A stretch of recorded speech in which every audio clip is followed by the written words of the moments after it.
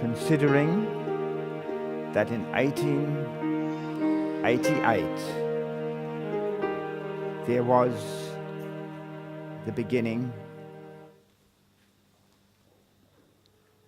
of the end of all things.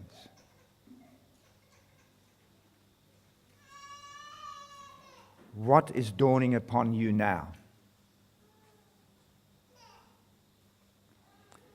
As we reflect on those words that we read in Review and Herald, January 1, 1889, that which we have for the last 30 or 40 years proclaimed would come is now here. What have Adventists proclaimed under the three angels' messages? Everything contained in those messages, the culmination of the Sunday enforcement that they were preaching would come, and all the prophecies that would come to the coming in of the Lord, of the coming of the Lord. She says there, when she said that in 1889, she said, everything which we have for the last 30 or 40 years proclaimed would come is now here.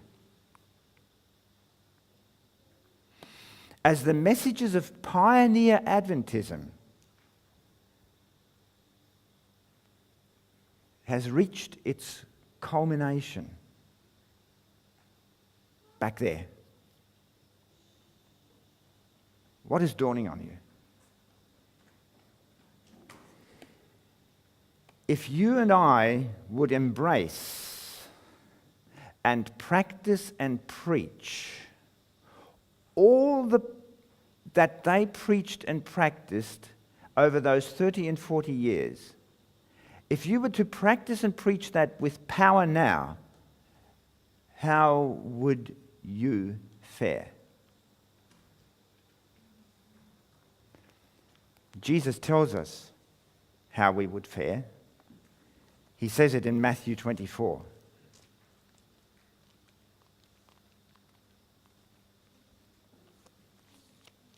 This is how we would fare. When he said in verse 45 that the faithful and wise servant giving meat in due season, what would happen to him?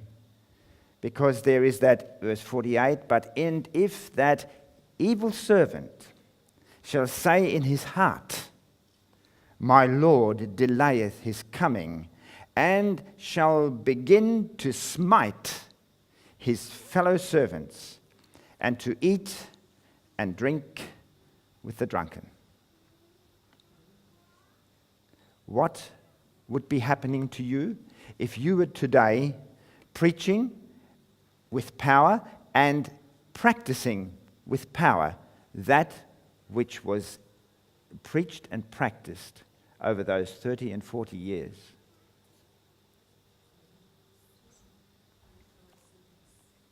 You would be smitten by their tongue. That's what is written in another place. They will smite them with their tongue. When you do not agree with something, what do you do to those who are telling you something? You smite them with your tongue. You say, rubbish. They're talking ridiculous material. I don't agree. And that's what the foolish servant, the wicked servant, is doing with those who would proclaim the message as they did back there. So what has been happening over the last 120 years?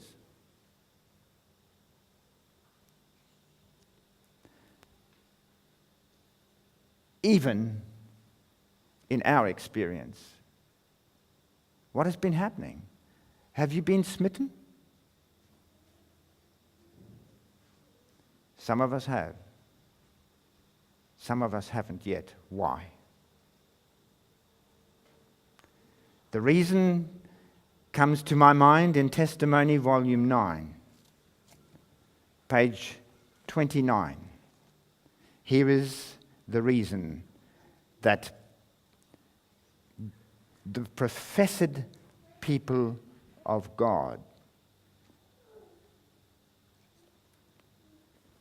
have been affected by. On page 29 here it says, paragraph 2, if every soldier of Christ had done his duty, if every watchman on the walls of Zion had given the trumpet a certain sound, the world might ere this have heard the message of warning. But the work is years behind. Why? While men have slept, Satan has stolen a march upon us. Satan has stolen a march upon us. Back there in 1888, Cestius surrounded the city of Jerusalem. And he withdrew again. But would Rome return? It did. And it is the fact that here we are today and Satan has stolen a march upon us. When Titus came, the people were unaware. And when he came, that was the final stranglehold. He stole a march. It took a march to bring people from Rome to Jerusalem. And the people were not aware. I read from the 1888 materials, page 746. Again and again, the Lord has sent his Spirit to change the attitude of his people by infusing into the church a living, working principle. But unconsecrated elements have been at work, and the church has been rocked to sleep in the cradle of carnal security. Is this the Seventh-day Adventist Church, or is it the IMS too? Both. And you will see how true this is as we keep on reading. The churches who claim to be God's people in Jerusalem are surrounded, and they don't know it.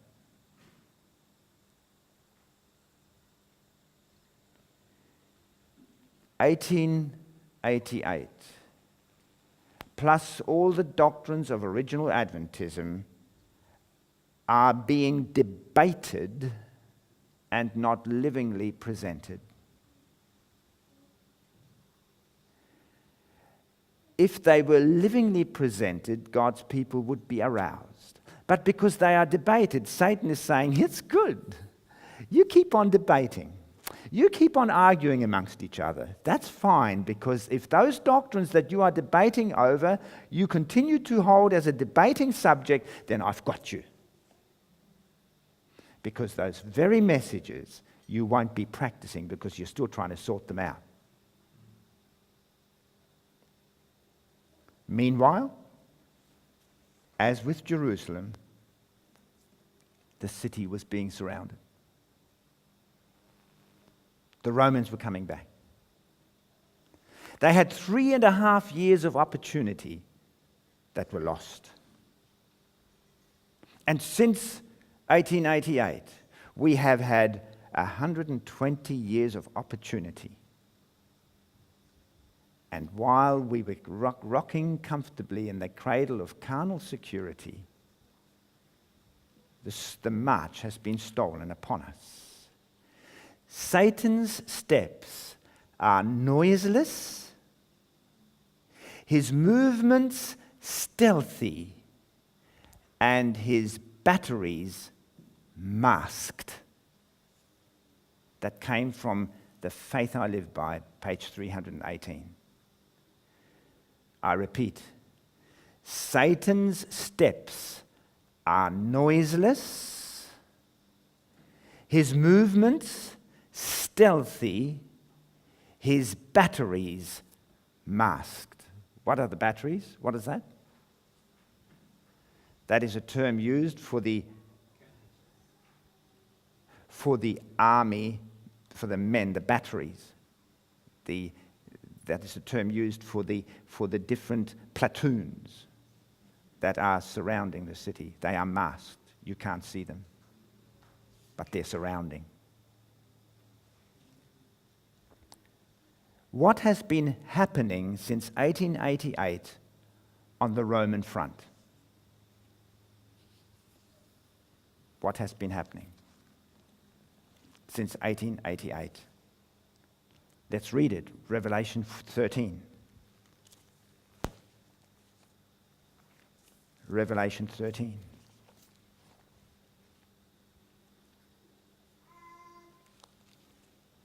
Verses 11 to 14. This is what has been happening. I beheld another beast coming up out of the earth, and he had 2 horns like a lamb, and he spake as a dragon. And he exercises all the power of the first beast before him, and causeth the earth, and them which dwell therein, to worship the first beast, whose deadly wound was healed. This is what's been happening. The restoration of the Roman power. But not by the Romans. By apostate Protestantism. And he causes. That's what's been happening. To worship the first beast. And 13, and he doeth great wonders. So that he maketh fire come down from heaven on the earth in the sight of men. And he deceiveth them that dwell on the earth by means of those miracles which he had power to do in the sight of the beast, saying to them that dwell on the earth that they should make an image to the beast which had the wound by a sword and did live. What has been happening? The miracles of America. So, have you become attracted by those miracles of America? Where does all the technological miracles come from?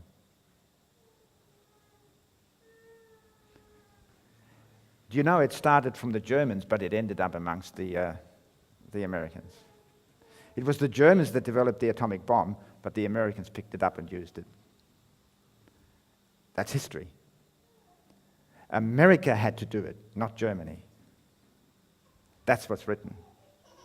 And all the technological capabilities had been picked up in America. And today, America is glowing with power. And that power and that capability, her miracle-working capabilities, is deceiving everybody into a state of carnal security. Chapter 18, verse 2 and 3 continues on that same vein.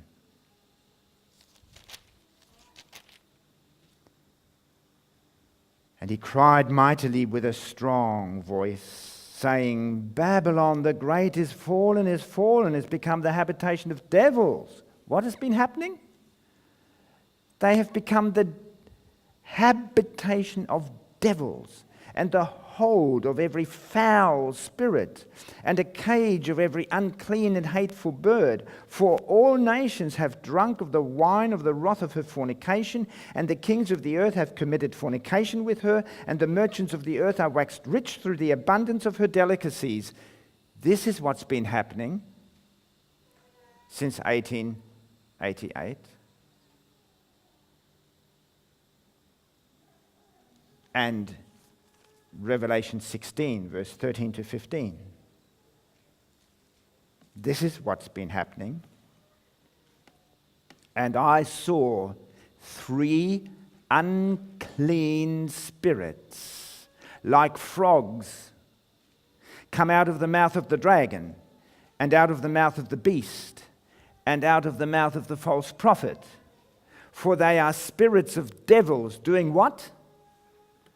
Working miracles, which go forth unto the kings of the earth and the whole world, to gather them to the battle of that great day of God Almighty. Behold, I come as a thief.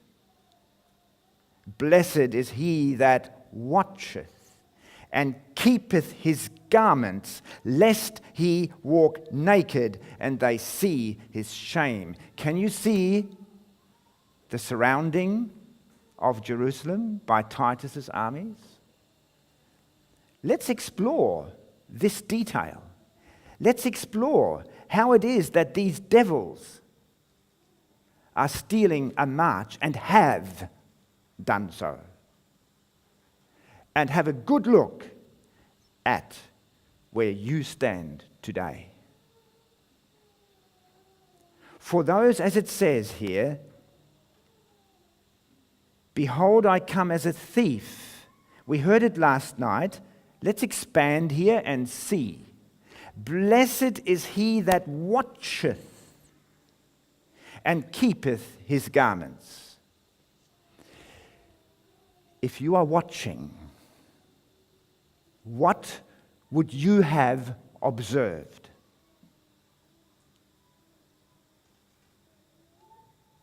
You would have observed the fearful results of enforcing the observance of the church by civil authority. You would have watched that. The fearful results of enforcing the observance of the church by civil authority. You would have watched the inroads of spiritualism. You would have watched the stealthy but rapid progress of the papal power. You would have been watching that if you were watching. That came from Great Controversy, page 606. What would you have been watching? The results of the enforcing of the observance of the church by civil authority. You would have been watching how the insidious governmental laws that were being passed were actually working towards a particular end. You would have watched how spiritualism was actually coming into the Christian churches. You would have been watching it. I read it here in testimony, rather on page 588 of Great Controversy. Great Controversy, page 588.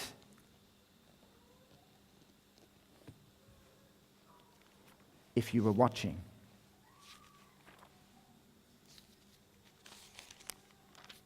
Here it says, the line of distinction. I'll come up a bit higher. The spiritualism, as spiritualism, more closely imitates the nominal Christianity of the day. It has greater power to deceive and ensnare. Satan himself is converted after the modern order of things. He will appear in the character of an angel of light. Through the agency of spiritualism, miracles will be wrought. The sick will be healed, and many undeniable wonders will be performed. And as the spirits will profess faith in the Bible and manifest respect for the institutions of the church, their work will be accepted as a manifestation of divine power. Those of my generation, have you seen that happening? The Protestant churches repelled, in my time, the Pentecostal movement. The apostolic church organization. The businessmen, Full Gospel Businessmen's Association. These were Pentecostal spiritualism. And the churches repelled them when I was young. And now, what's happened? Just what I've read. If you were watching, you would have seen it.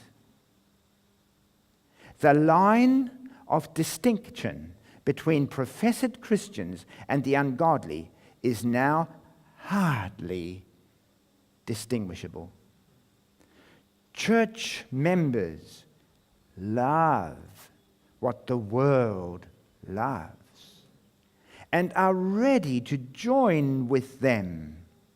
Satan determines to unite them in one body and thus strengthen his cause by sweeping all into the ranks of spiritualism. Today, we've got it. The churches are speaking in tongues. The churches are doing those miracles, claiming they are the miracles of divine intervention. It is upon us. Papists who boast of miracles as a certain sign of the true church will be readily deceived by this wonder-working power. Do you know that Mary has come to many Catholics, millions of them, speaking to them in spiritualistic manifestations, and they really believe it's true? And Protestants, having cast away the shield of truth, will also be deluded. Papists, Protestants, and worldlings will alike accept the form of godliness without the power, and they will see in this union a grand movement for the conversion of the world and the ushering in of the long-expected millennium. Have you heard all that? Are we surrounded? Through spiritualism, Satan appears as a benefactor of the race, healing the diseases of the people and professing to present a new and more exalted system of religious faith. Is that upon us? Have a look at what else you've got to be watching for. In Great Controversy, page 589. Because this is happening, have a look in this paragraph 1. As I was reading there, it says, his temptations are leading multitudes to ruin. Intemperance dethrones reason. Sensual indulgence. What's sensual indulgence? If it feels good, do it. That was a caption when I was a youth. If it feels good, do it. And that's what they did. Sensual indulgence, strife, and bloodshed follow. Oh, it feels so good. And then comes the consequence. Satan delights in war, for it excites the worst passions of the soul, and then sweeps into eternity its victims, steeped in vice and blood. It is his object to incite the nations to war against one another, for he can thus divert the minds of the people from whom the work of preparation to stand in the day of God. For he can thus divert the minds of the people from the work of preparation to stand in the day of God. How serious is this reality? Rocked to sleep in the cradle of carnal security. And we've been through 2 world wars, and we're going to read that in a moment. And still people are thinking, it's going to be fine. It's lovely. They're enjoying all the things of modern miracles and enjoying the experience of sense, which is training the body to indulge in exercise of passion. And then when our path is crossed and I've strengthened my passions, I'm going to become combative. Tell me, have you suffered under that? That in your ability to argue a subject and your path is crossed, you become combative? That is the smiting of the fellow servant. The fellow servant is simply passing on the beautiful truth, and we combat. We've actually been under the influence of these approaching armies. Jesus is not like that.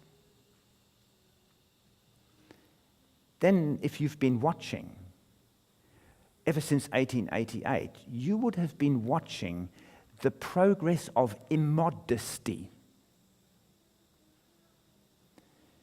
In 1888, they were just beginning to enter into mixed bathing. Before that time, they were separated. And they still were totally clothed while they were swimming. And from that time onwards, the one-piece bathing suit came in and they had mixed bathing. And then, as time went on in my early years, the bikini came in. And if I would have walked in upon a woman in her underwear, she would have gone, oh!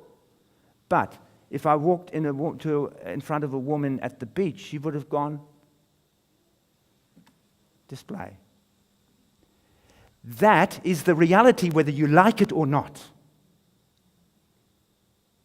And we have become so used to it that we don't even bat an eyelid when we see what used to be an embarrassment for a man to see a woman's ankle in those days. But today, in my day, and before my day, the sheer stocking came in, and the reformers went up in arms about it. When we were born, we were used to it. Immodesty has degenerated. The fashions have become a common order of things. And the indulgence of passions is a human right. If you've been watching, you will have been seeing the silent, noiseless steps and movements of Satan, stealthily, his batteries masked. If you have been watching, you would have observed the dependency that has been established by every human being upon this world. Great Controversy, page 608, paragraph 2.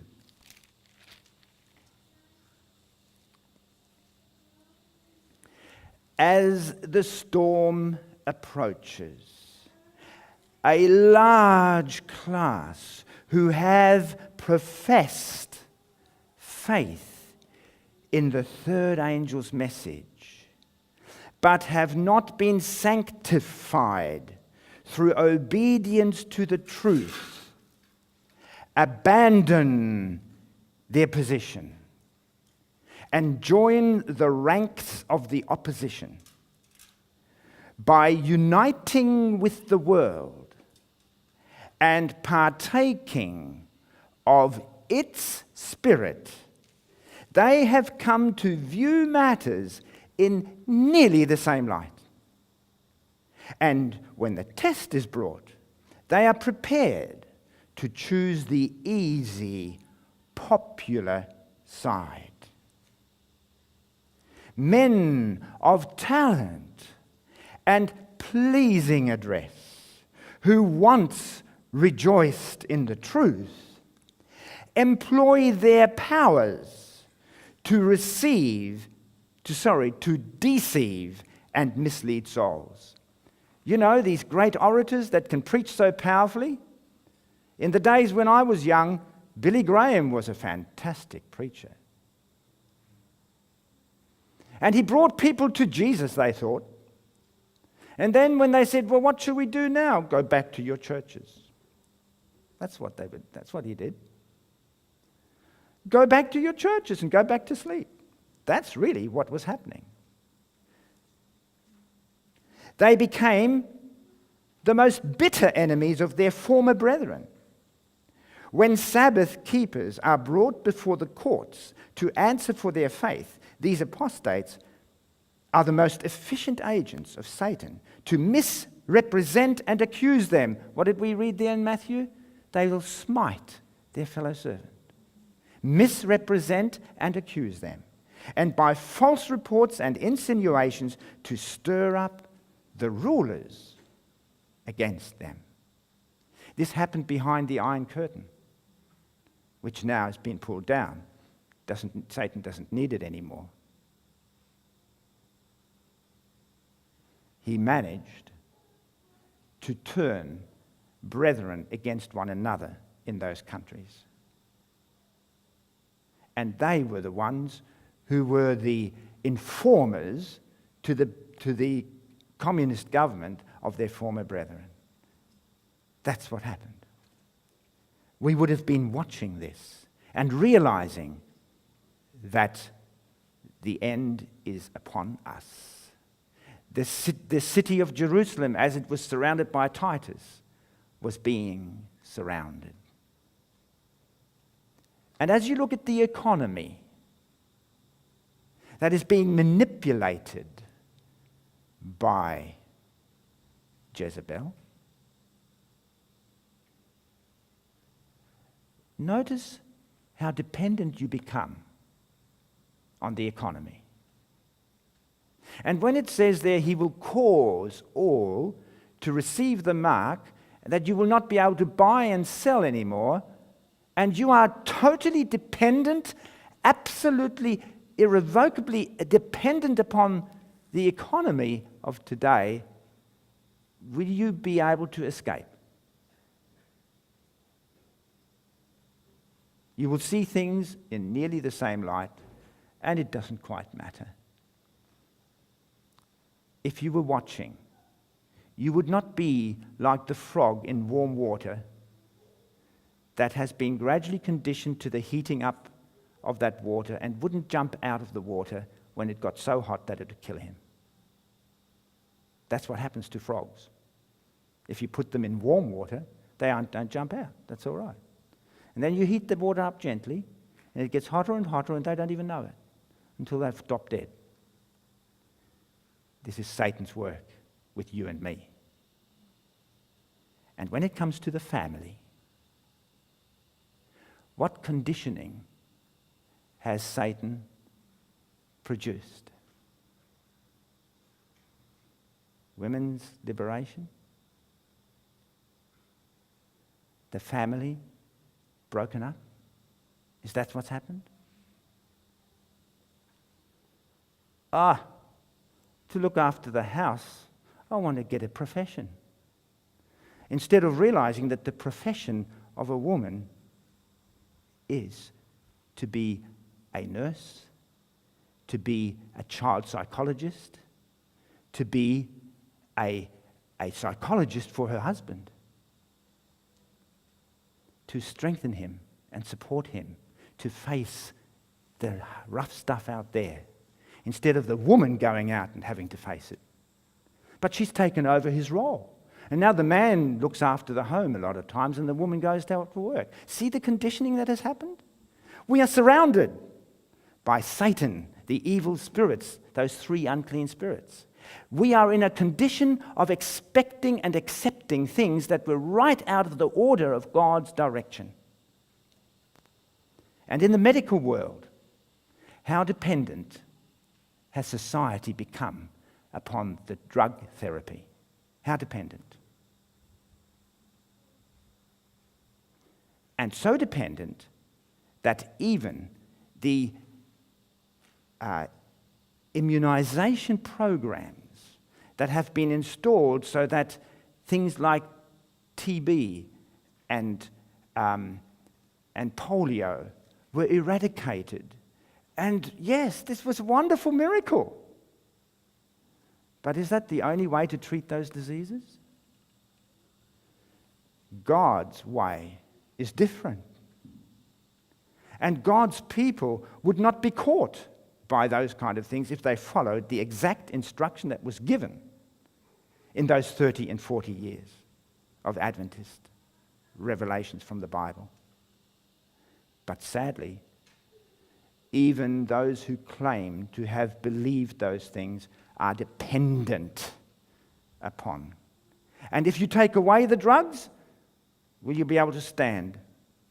When you can't buy and sell anymore, and it was very interesting, I was studying with a man who was a diabetic. And he said, I suppose when we have to run for the hills,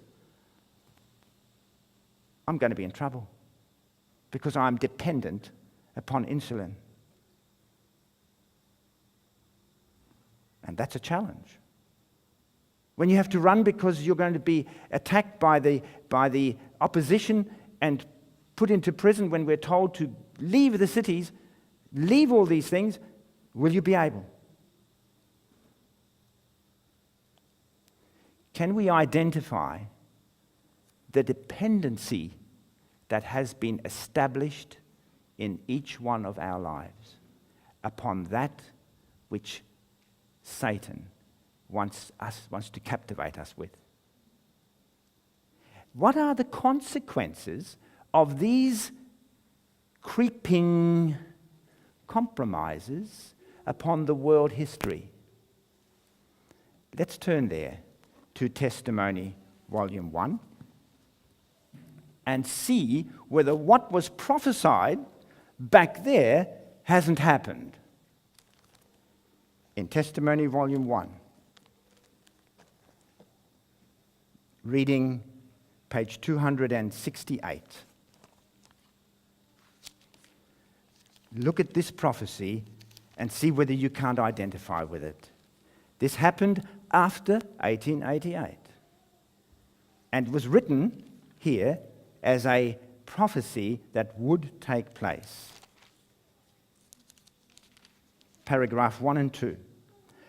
I was shown, this is the vision that was given, I was shown the inhabitants of the earth in utmost confusion, war, bloodshed, privation, want, famine, and pestilence were abroad in the land. As these things surrounded God's people, they began to press together and to cast aside their little difficulties. Self-dignity no longer controlled them. Deep humility took its place. Suffering, perplexity, and privation caused reason to resume its throne, and the passionate and unreasonable men became sane and acted with discretion and wisdom. My attention was then called from that scene. There seemed to be a little time of peace. Once more, the inhabitants of the earth were presented before me, and again everything was in utmost confusion. Strife, war, and bloodshed, with famine and pestilence, raged everywhere. Other nations were engaged in this war and confusion. War caused famine, want and bloodshed caused pestilence. And then men's hearts failed them for fear and for looking after those things which were coming upon the earth. Has this prophecy been fulfilled? What happened? War, bloodshed, privation, and want, and all its consequences. Even the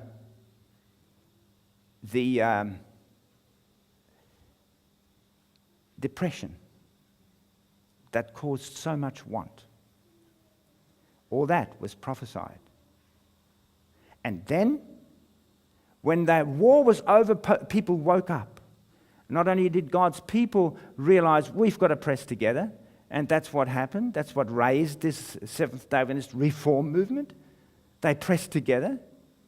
But then even the world woke up. Hey, we've got to stop this from happening again. So they developed what? The Council of Nations to try and prevent. And of course that failed. There was a little time of peace. And then what happened next? Once more, the inhabitants of the earth were presented before me, and again everything was in utmost confusion. Strife, war, and bloodshed, with famine and pestilence, raged everywhere.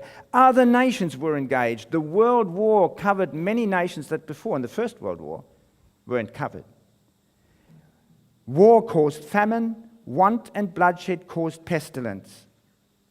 And when that war was over, then men's hearts failed them for fear, for looking after those things which were coming on the earth. What were they scared stiff after the First World War, Second World War? The iron, the communist control, and the Cold War. Everybody was there, holding their breath. And now, what's causing everybody to hold their breath now? Global warming, terrorism, disease. They're working like crazy to try and control it all. And it's all getting out of hand. Here it is. Is the city of Jerusalem, the proverbial city of Jerusalem, surrounded by the Roman soldiers, is it upon us?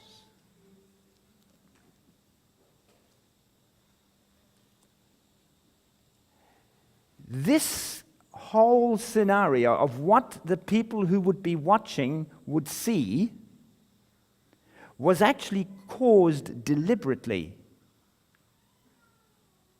If you study the background behind the wars and behind the terrible events that have happened since then, they have been deliberately caused for one purpose, for the ushering in of the millennium of peace.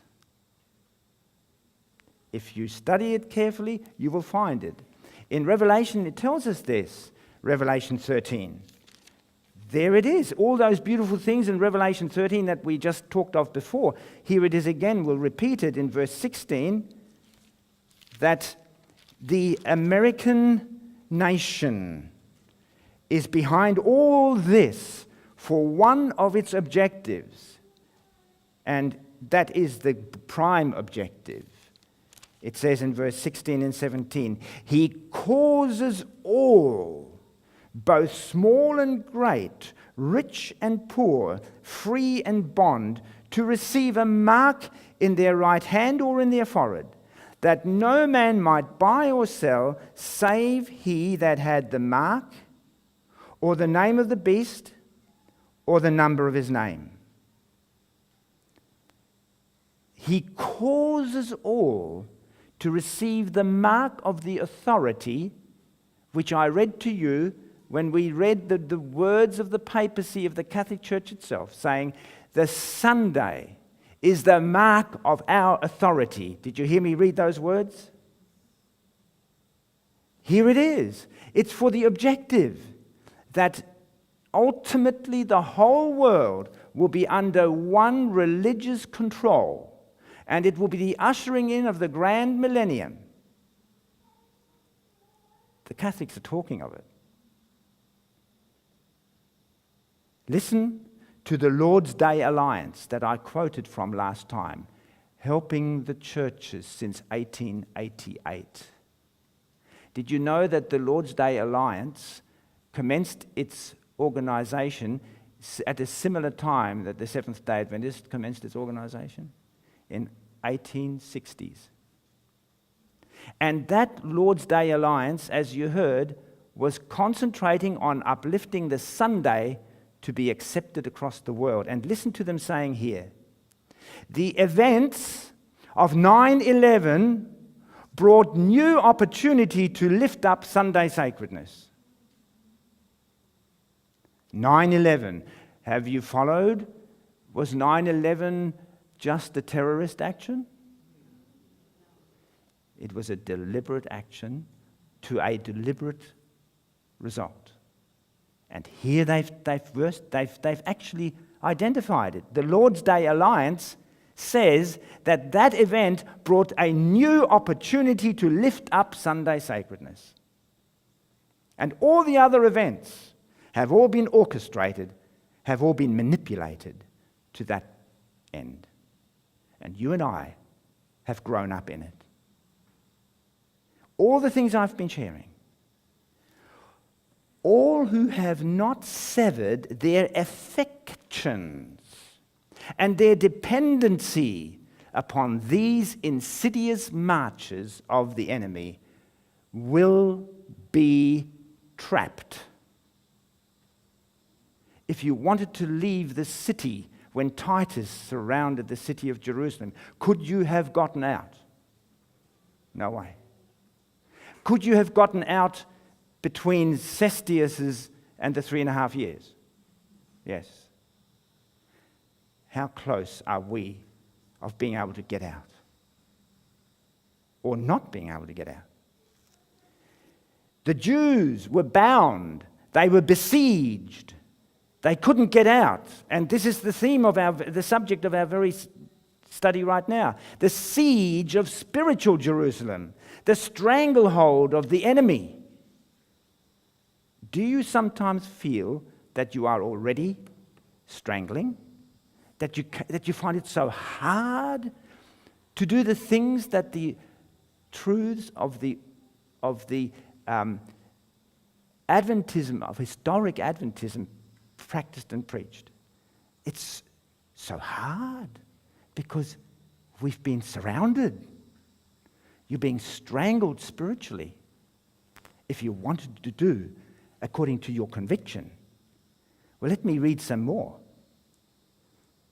Bound, besieged, I can't get out. Follow carefully, great controversy. Page 597. Great controversy. Page 597. Listen to this. Many are the ways by which Satan works through human influence to bind his captives. He secures multitudes to himself by attaching them by the silken cords of affection to those who are enemies of the cross of Christ. Whatever this attachment may be, parental, filial, conjugal, or social, the effect is the same. The opposers of truth exert their power to control the conscience, and the souls held under their sway, have not sufficient courage or independence to obey their own convictions of duty.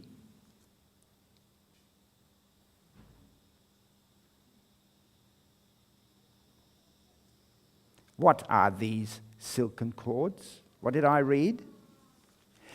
Satan has so managed to create human social activities so that everybody has become dependent upon the status quo, that if there is any one of us that want to pick up on the old primitive ways, your relationship with your families, with your sweetheart, with your husband, with your mother, father, brother, sister, has been so entwined that your own conscience tells you you should be doing something, but because there's, oh, please don't, come and stay with us, come and do this and come and that.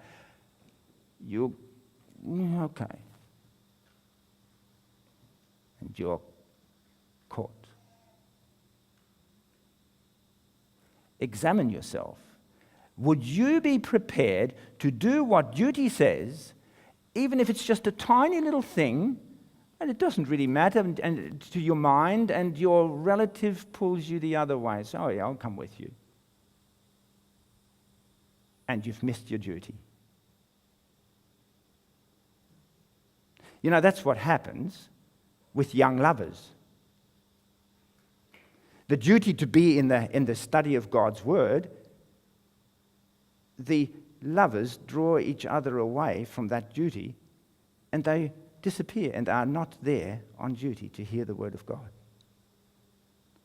But that is just a tiny little incident. It says, the silken cords of affection, parental, filial, conjugal, or social. The effect is the same. The opposers of truth exert their power to control the conscience. We've just been through an exercise where our attachments to those who are our brethren are in danger of holding us back from going according to our conscience, because we have attachments there. And that is Satan's ploy. Oh, you know, when I broke up, when I was dismantled from my family, the people said to me, the religious people, the very men and women who were part of my organization at the time, said, family comes first. And my conscience was being thrown into chaos.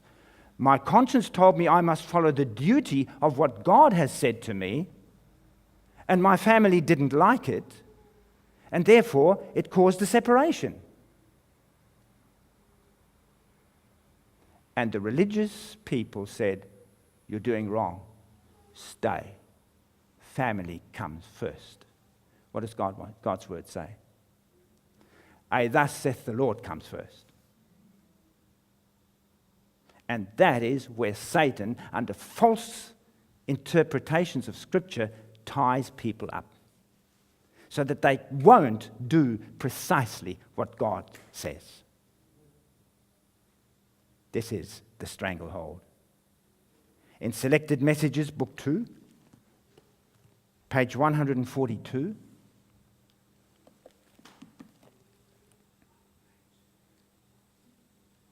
page 142 of Selected Messages, Book 2, we see this expressed very vividly. Paragraph 4.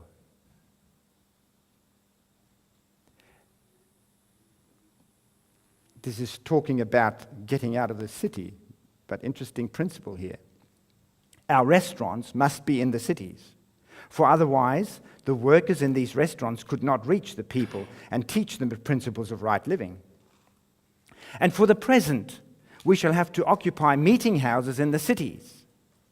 But ere long, there will be much strife and confusion in the cities, that those who wish to leave them will not be able, We must be preparing for these issues. This is the light that has been given me. That there will be such a time that we must be prepared for these issues, because those who wish to leave the cities will not be able. Did you notice that the leaving of the cities, because the cities are going to receive the first stroke of God's destructive, well, I better rephrase that, of the destruction that has been prophesied by God. The cities will be the first ones to receive it. And haven't you seen it? Earthquakes, floods, devastation in those cities, because everybody's dependent upon the city, and there was no food. And there was disease and death because of it. And just going back to the point about those silken cords of affection, Adam was told not to eat of the fruit, wasn't he? What was the silken cord of affection that made him eat of it? His tender love for his wife. Satan uses the same principles today. For many today, their fate is sealed, like the Jews in Jerusalem. But they calmly slept on and sleep on in carnal security. If the truth came to them and they wanted to change, and I have experienced this myriads of times in the ministry, for what I uphold from God's pure, simple word, I study with the people, and as we study, they begin to see, where is this leading? And they say, I can't go any further, because I know what is required from what we're studying here. And I've lost many a student, not because they weren't interested in what I studied with them, but because they knew where it was leading. And others who stuck with it and went right through. They wanted baptism and all. And one young woman once said to me, as I brought her right up to the point of baptism, she said, I've got a gun to my head now. I've got to be baptized, but I've got a gun to my head. If I don't get baptized, I'm damned. Because the attachment to the world was of such a nature that it was like a threat to her, that if she doesn't get baptized, she's going to miss out on God, but if she does get baptized, she's not going to be able to succeed. Oh, dreadful. And then I have seen others that we have worked with that have come and have accepted it and loved it, and then through Satan's sophistries that I have just detailed, they go smash on their face, and then they shake themselves and come back up and say, that was too hard. But they try again. And finally, through much earnest attention, they manage to rid themselves of the chains that have brought them down. The filial, the conjugal. What does conjugal mean? Lots of people don't know. Some people won't like me saying this. Conjugal means the tie that belongs between husband and wife in the bed. That's what conjugal means. And all the other. And if you examine carefully what has been said here, you will shake yourself from the terrible, insidious influences of Satan in the sexual world as well. You will come away from a wrong concept that has been installed into men today and women. Because if you study very carefully, the true relationship between husband and wife is spiritual, that governs and controls the physical, not the other way around. But in the world, and in the church, it is the other way around. And people don't want to know that. And I marvel that when the pure truth is placed before human beings today, they will sit down there and argue with you. The young people will argue with people of adult years who have far more experience than the young people. And I muse to myself that young little upstarts come to somebody who's had experience in the medical field and they try to tell him he's wrong. I marvel. But I marvel in the sense of what I've just shared with you. Satan has stolen a march upon the whole human race today.